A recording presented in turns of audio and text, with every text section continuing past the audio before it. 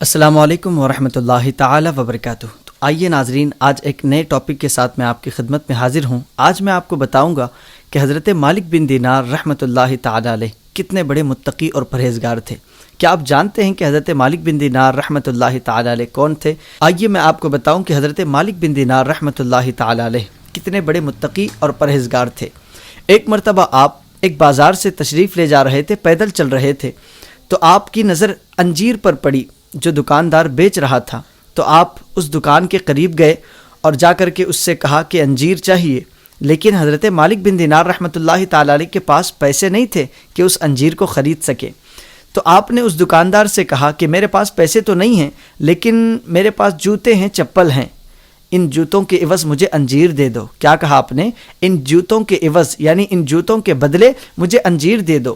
اب وہ دکاندار کہنے لگا، ان جوتوں کے عوض تمہیں کوئی کچھ نہیں دے سکتا، یہ تو پرانے ہو چکے ہیں، ان کے بدلے کچھ نہیں دیا جا سکتا۔ تو آپ وہاں سے نکل گئے۔ تو کچھ دیر گزری، اس کے بعد ایک آدمی آیا اور آ کر کے اس نے کہا کہ جانتے ہو کہ تمہارے دکان پر جو بزرگ آئے تھے وہ کون تھے؟ کہا کہ میں تو نہیں جانتا کہ وہ کون تھے۔ تو اب اس انسان نے، اس نوجوان نے، اس آدمی نے کہا کہ وہ جو آئے تھے مشہور ہستی حضرت مالک بن دینار رحمۃ اللہ تعالی علیہ تھے، جو تمہارے دکان پر چل کر آئے تھے۔ کہا کہ کیا وہ مالک بن دینار تھے؟ کہا ہاں مالک بن دینار تھے۔ اب اس نے اپنے غلام کو بلایا اور ایک انجیر سے ٹوکری بھر دی، ٹوکری میں پورے انجیر بھر دیے، اور غلام سے کہا کہ یہ لے جاؤ حضرت مالک بن دینار رحمۃ اللہ تعالی علیہ کی خدمت میں پیش کراؤ۔ اور اس غلام سے اس دکاندار نے کہا کہ اگر اس انجیر بھری ٹوکری کو حضرت مالک بن دینار رحمۃ اللہ تعالی علیہ قبول کر لیتے ہیں تو میں تمہیں غلامی سے آزاد کرتا ہوں۔ کیا کہا؟